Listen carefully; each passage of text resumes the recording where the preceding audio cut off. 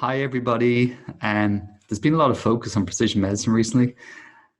One of the things I realized, though, is that to realize the full potential of precision medicine, we'll need changes across the pharmaceutical value chain.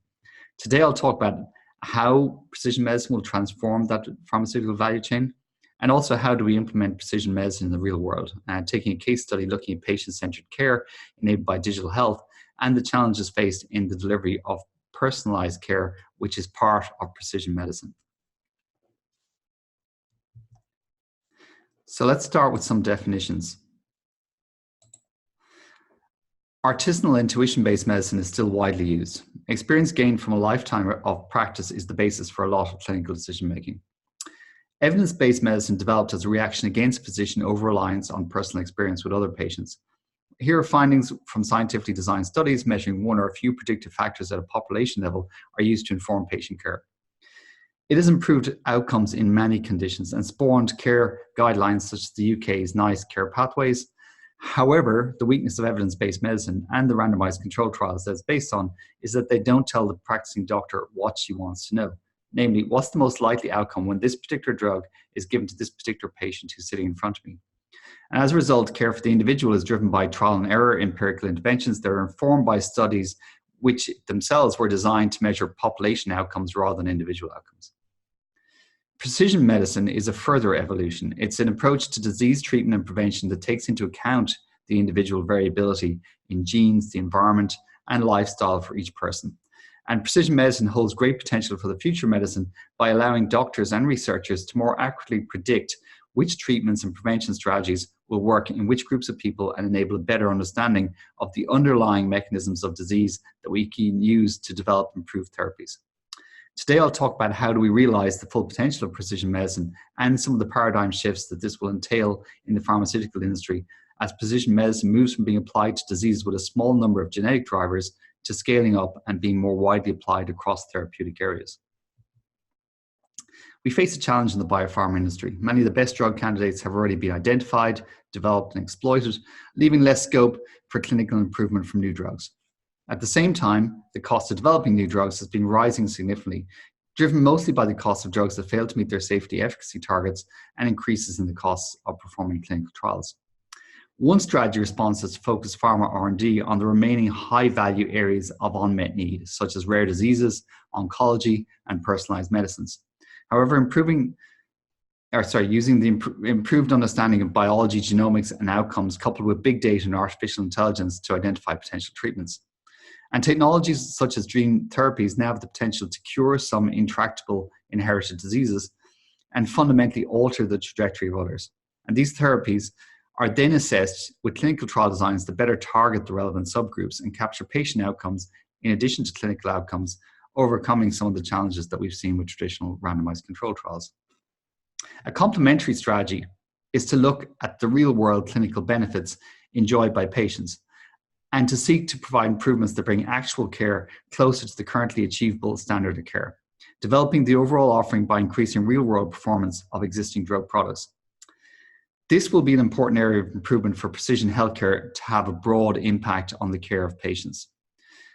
And there's a lot of room for improvement. A 2015 paper by Schork analyzed the top 10 selling drugs in America and compared the number of people with clinical benefit, which is shown in blue here, to those with none, shown in red. To address these therapeutic areas, precision medicine will need to go beyond diseases caused by a small number of genetic factors to be able to address diseases that are caused by the interaction of multiple factors: lifestyle, diet, the environment, as well as people's genetics profiles. There's a surge of cell and gene products entering early development, with the FDA expecting 200 new INDs, investigational new drug applications, and 20 approvals per year from 2020. Significant revenue expectations have been built around gene and cell therapies, which currently constitute approximately a third of biopharma's most valuable R&D pipeline, as per research done by Evaluate Pharma. And this is in a context where there have been disappointing sales of the products that have already been launched, driven by payer affordability concerns. Apart from payer affordability concerns, there are additional challenges living up to the hype that need to be addressed. The original Human Genome Project was based on a small sample of normal people of European descent living in Buffalo, New York. It doesn't represent a map of perfect health that's applicable, or one that's applicable to people of different ethnic origins. And therefore, large population studies like the US National Institute for Health's All of Us study, and the population studies being performed in China, Japan, the UK's Genomics England project, should help to provide a more diverse reference map to help diagnose and identify drug targets for diseases that have a small number of genetic drivers. It's complex to interpret the results of human genome sequencing in clinical practice. There's a concern that if you sequence a person's whole genome, issues will be found even in healthy people. And then you're not really sure are they actually issues, because the diagnostic accuracy, sensitivity, and specificity of genetic tests is currently limited, and not all genetic markers have clinical significance. Furthermore, even if accurate genetic tests are established, drugs must be available that are able to successfully target signaling pathways. And these issues have meant that outside of clinical studies, today's clinical workflows really only use whole genome sequencing if there's a reasonable suspicion that the patient might have an actionable genetic disease. Looking at similar people to personalized medical workups can be effective, but suffers from what's called the curse of dimensionality. And this is where more factors are needed to stratify patients. It means that there's fewer previous patients that will be a match for useful comparison. So for example, if we have a patient with 10 independent risk factors and each has a 10% prevalence, what's the probability of finding a similar previous patient to compare against? It's 1 in 10 billion. So no matter how big our database of clinical records become, we'll eventually exhaust our ability to make better medical decisions for future patients by simply evaluating ever more factors in previous patients to find similar cases. One of the original hopes of broad genomic sequencing was that it would help to identify personalized, highly targeted, and effective therapies for specific cancers or other diseases. And there's a lack of evidence that this is possible. Use of next generation sequencing in cancer has revealed that every individual tumor is unique, with a huge amount of mutations caused by environmental factors rather than inherited genetic factors. And within each tumor, there are non-identical cellular clones or subclones with different histology, gene expression, and metastatic and proliferative potential. And these are dynamic and change over time. And a single biopsy of a tumor, so if you take a single piece of a tumor and do a biopsy of it, it only reveals a small part of the tumor's mutational landscape. And this tumor complexity and heterogeneity even within the tumor itself makes the analysis and interpretation of sequencing data even harder, and raises questions as to how well genomics can steer treatment. Currently, many clinicians decide treatment based on the genetic markers from a few biopsies, and whether these markers are under or overrepresented in the tumor is unknown, causing the selection of treatment to be difficult. And in addition to heterogeneity, the tumor's ability to evolve allows it to have more and more opportunities to adapt and survive treatment. The upshot of this is if individual cancer therapies, for example, can be found, they're likely to be combinations which will be unique, and they'll be untested combinations, delivered off-label, and with drug-drug safety concerns. As identified by Cal McRae from Brigham and Women's Hospital in Boston, when you sequence someone, it only goes a small part of the way to understand disease with a complex set of contributors like heart disease. The genome differences between two people who are related to each other could be up to 10 to the 6 variants. To get the information to understand which of these differences are contributing to disease, we would need much more data, specifically data related to a person's response to health issues, their response to interventions, and their trajectory of care. Theoretically, this data should already be collected as part of routine care, but it's not. It's not stored in the EHR. A lot of medicine is still artisanal. Data on care is collected in different ways around every hospital, around every practice, maybe down to every clinician. For example, managing high blood pressure is done today via a purely empirical set of interventions. You try one drug at a time, see if the person responds, and then titrate up the dose if they do. Try another drug if this doesn't work, etc. At the moment, this is done a different way by every physician who looks after hypertension. Hundreds of thousands of people a day are intervened on, and where there is no useful information collected from their care, since there are no systematic ways of moving up the titration scale that people are following, and that we can therefore use to assess their response and understand the contribution of genetics, environment, other medications, lifestyle, etc. We need a systematic way to track and collect data in order to get to predictive utility from that data. And without this, it makes it incredibly difficult to apply rigorous machine learning and artificial intelligence to detect meaningful relationships. To understand what's actually happening, we need to be able to measure more signals at an individual level if we are truly going to deliver precision medicine. To get to a solution that patients and clinicians adopt, these measurements should be collected automatically as part of delivering care or in the home environment, so that we can then use this to build better care pathways in a regular system that helps us to stratify people and use the data collected from every patient treated to annotate their genomic variants. And this will help us to build transactional information into our data collection architecture and create an understanding of the biological implications of genomics or other factors in blood pressure control or other diseases. The fee-for-service model has driven increased volume of healthcare delivery, and it's been a key reason why the cost of healthcare has grown to the point where it now consumes almost 19% of GDP in the US and up to 10% of GDP in Western Europe. Value-based care is one of the key elements to address this cost growth by realigning healthcare expenditure to pay for the value received. And it's more likely to first be applied to high-cost specialty drugs, and I see it therefore as a macro trend for pharma and precision medicine. Currently launched cell and gene therapies are already provided in outcome-based models that tie payment to the patient meeting certain clinical outcomes. Providing therapies that better fit patients' needs is central in the move from fee-for-service to value-based care, since it meets the key goals of improving the quality, process, and experience of care by targeting patients who will experience clinical response with the potential for fewer side effects, and lowering the overall cost of care by reducing waste in therapies that don't provide a benefit and avoiding the downstream disease progression, harm, and costs of ineffective therapies. Over time, biomarkers and digital biomarkers that better reflect underlying disease will be developed and improve our ability to define clinical endpoints and contracts that will help to overcome some of the challenges that we've seen in constructing and monitoring outcome-based contracts to date. So what could a future personalized medicine healthcare ecosystem to address these challenges look like? I see it being one where individual care solutions are agreed between the patient and his doctor. These will be captured in a personal care plan that's derived from an evidence-based care pathway, so that there is a clinical baseline to compare with. Since I think we'll always be working with probabilities, therapy choice will still be based on empirical experiments, but these will be supported by clinical decision support systems, diagnostics, and a deep understanding of the history of this patient and similar patients to help the clinical team and the patients select interventions that are more likely to work for this person. While on treatment, the patients will be continually monitored and supported to manage their disease. Data is collected through diagnostics, medical devices, and behavioral devices, and compared to the patient's care plan, helping to provide early warnings that the person is potentially going to suffer a regression, enabling patient support and preemptive changes to his or her care plan and the therapies they're taking if necessary.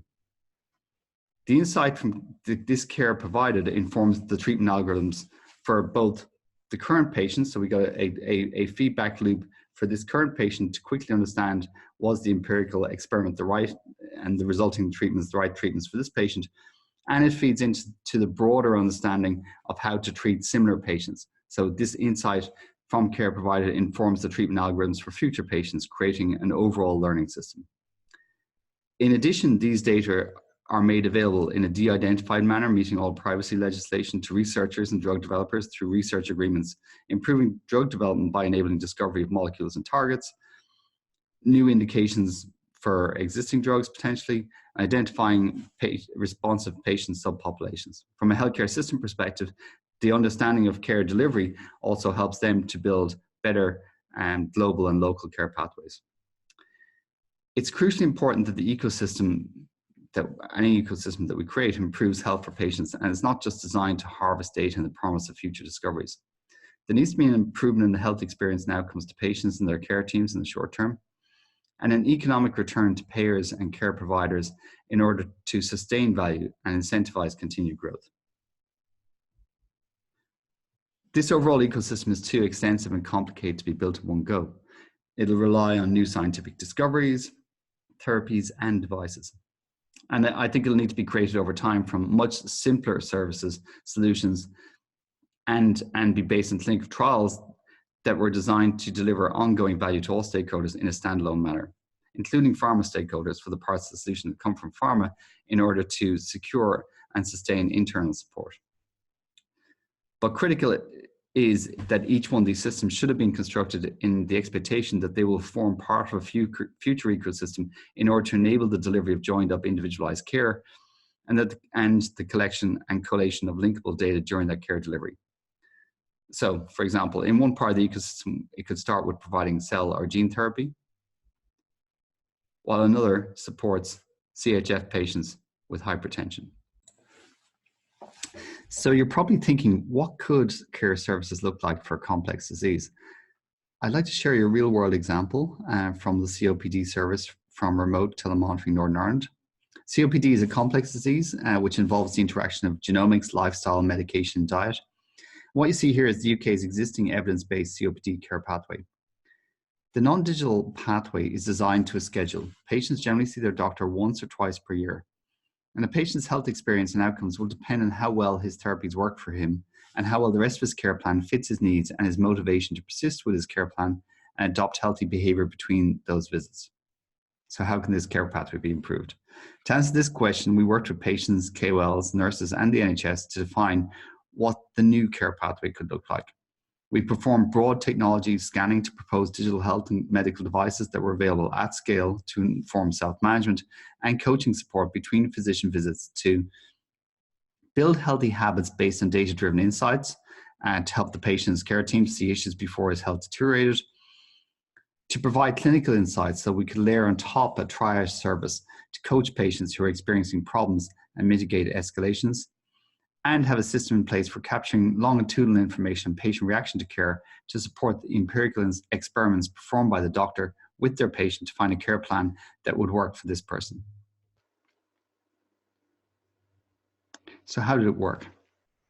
The first point, registration and care plan creation. It was super important with any of these types of services that the service design makes it really easy for the right patients to receive care. In the case of RTNI, we enabled this entry point to take place as part of pulmonary rehabilitation, which was offered to all patients and provided care teams with the opportunity to review progress. Patients who were struggling to get control of their COPD, who had had multiple hospitalizations in the last year, and who consented were offered this service. At home, the person received a set of connected medical devices. Patient health questionnaires, information and support were provided via tablet, and the person and his family could see how care is progressing, get an insight into care progress, receive reminders and education content as needed. If the person was showing signs of falling off his care plan, the system could flag this to remote service or clinic nurses to enable them to follow up and support the patient between clinical visits to help them get back on track. And this data from medical devices enabled nurse services to move from scheduled call-outs to all patients to proactive and timely calls to patients who most needed assistance when they needed that assistance. And doctors could see how a person was performing over time to better understand the different reactions to treatment and potentially identify patients with inadequate adherence and poor response to treatment earlier, enabling them to take appropriate action to avoid exacerbation, relapses, and unnecessary hospital visits. This data-driven approach enables shared decision-making and improved therapeutic contract between doctor and patient. And it was wrapped up in a supporting business model. So in RTNI, there was 12 different condition categories supported. From a COPD perspective, there was COPD with hypertension, COPD with chronic heart failure. And the business model facing the NHS was that they paid a per patient, per disease, per day subscription charge. And in return, they gave us, as the service providers, a volume guarantee in terms of the number of patients who would be on the service. There was risk sharing based on the service meeting care delivery quality and process measures, and it was wrapped in a 6-year contract. In terms of the patients, the average patient was 73 years old, so quite an elderly population, and they enjoyed being on the service. So patients on service had a 98% adherence to the care plans that they had been part of creating, and 95% reported that they were better self-managers thanks to having been on the service. So let's switch gears a bit and look at what will be the resulting changes to the pharma value chain from implementing these types of solutions. So what we see here is the traditional pharma value chain.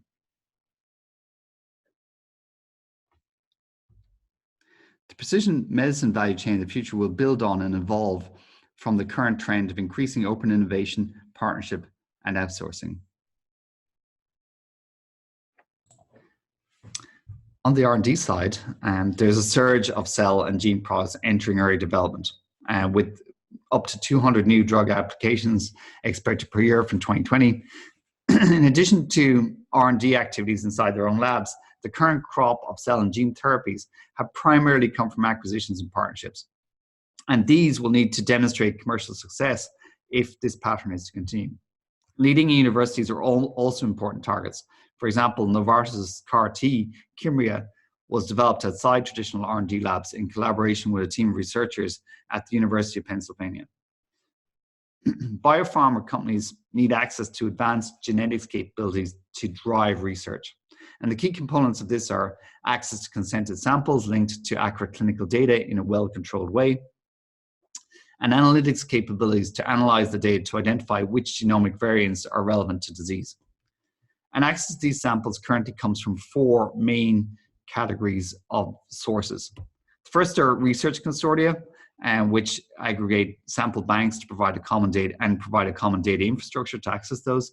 For example, EDIN, the European Health Data and Evidence Network, is sponsored by the IMI and brings together 22 partners from pharma, university, and research organizations. National health systems. So some single-payer systems enable access to biobank samples and their health records. For example, here, Genomics England's 500,000 samples. Independent health systems. Some US-based health systems, such as Geisinger, have created data banks of patient samples linked to electronic health records. Genomics companies. For example, GSK's extensive partnerships for both data and expertise with 23andMe. The number of health systems with high-quality EHR data is limited, as is the ability to drive meaningful correlations from that data for the reasons I've discussed earlier. And access to the largest and most robust data repositories will constitute a major competitive advantage for whichever companies are able to access it. AI-driven omic research companies are also going to be important R&D partners. And these companies help to identify new candidate drug targets, and some of the examples of companies operating in this space are organizations such as Sensign and Cytoreason. Companion diagnostics. These are liquid biopsies which can help identify multiple genetic targets with a single blood test and guide clinicians as to when to use certain precision medicines and address some of the issues of, for example, in cancer, tumor heterogeneity and evolution. And a good example here is Foundation Medicine, which was acquired by Roche, and which provides data analytics for biopharma companion diagnostics for cancer. And they have also been chosen as a partner by Pfizer and Novartis.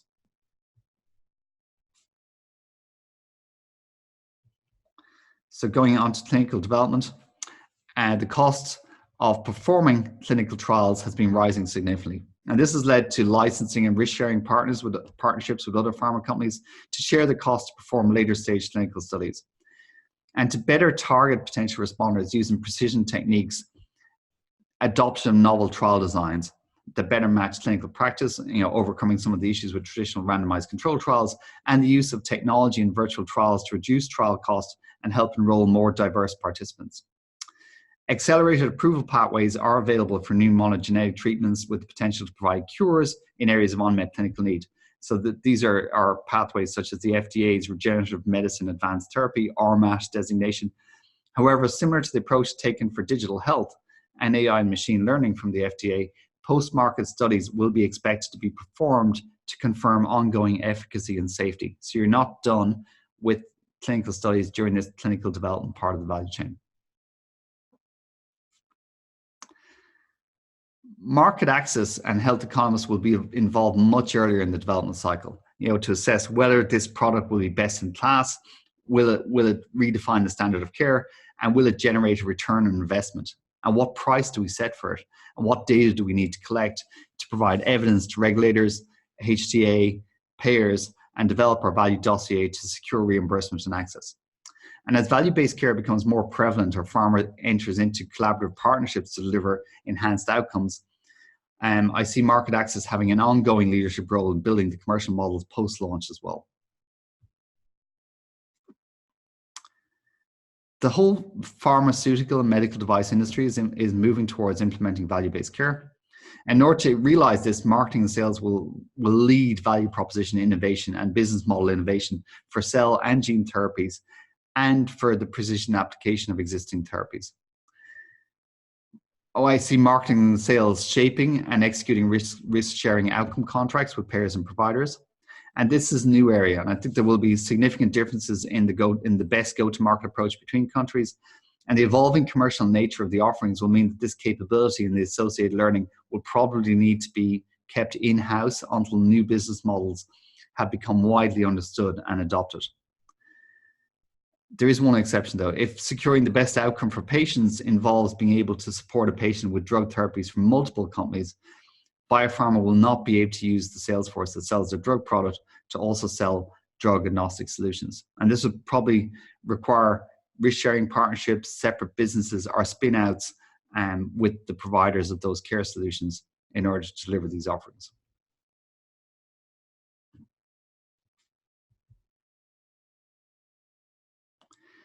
The cost of cell and gene products has created a fundamental challenge of how to pay for these treatments. And it's not just price setting, it's also the underlying cost. And these costs have been driven by the difficulties of transforming a complex, individualized treatment into a commercial product, for example, here with CAR-T. And CAR-T is also only currently used when other options have failed, because of safety concerns. Taking the brakes off the immune system in cell therapy can lead to life-threatening complications that require lengthy hospitalizations and further expensive medication, which are in addition to the conventional cancer therapy rather than in place of it.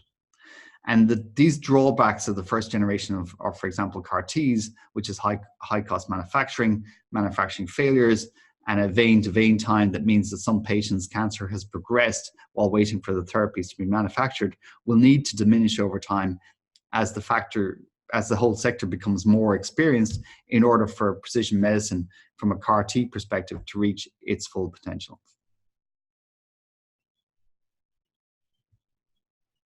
So looking at post-launch activities, I see this comprising multiple elements. Partnering with multi-gene companion diagnostics or decision support IT systems to better identify which patients will benefit from therapies delivered in outcome-based risk-sharing models. Data sharing, while respecting all the relevant privacy legislation with consortia, biobanks, and patient registries. Partnering to provide PSP or wraparound care service in therapeutic areas where the outcomes rely on patient adoption of healthy behaviors in addition to drug therapy. So sometimes a drug therapy will be fully good on its own for delivering a cure, for example, in some of the gene therapy cases, but in many other cases, patient behavior will have an impact. The environment will have an impact. And PSP and patient support will be needed to deliver on the types of outcomes that have been entered into in the outcome-based contracts. Partnering with medical device companies who have devices that can monitor patient vital signs, and digital therapeutic companies that can treat patient comorbidities such as depression, anxiety, mood, or perform virtual rehabilitation in the home, for example. And here, whilst the FDA is providing some accelerated approval pathways for new therapies, these pathways will often require post-market follow-up studies to prove ongoing real-world safety and efficacy. So I see a continuing role for CROs to support these studies. So finally, to realize the full potential of precision medicine, we need to make progress on multiple dimensions, as I've called out today in today's presentation. Key will be to enable physicians and the multidisciplinary team to deliver interpersonal, highly empathetic care that provides a great care experience to patients that's cost-effective and affordable. Currently launched products, especially in the gene therapy and things like CAR-T, will need to show commercial success and to continue to sustain innovation. And evidence-based medicine and precision medicine I see as having their own merits and limitations. And I see these as complementary rather than in opposition to each other. So I see them continuing to be provided side by side. The promise of personalized patient care is powerful and has the potential to fundamentally change healthcare.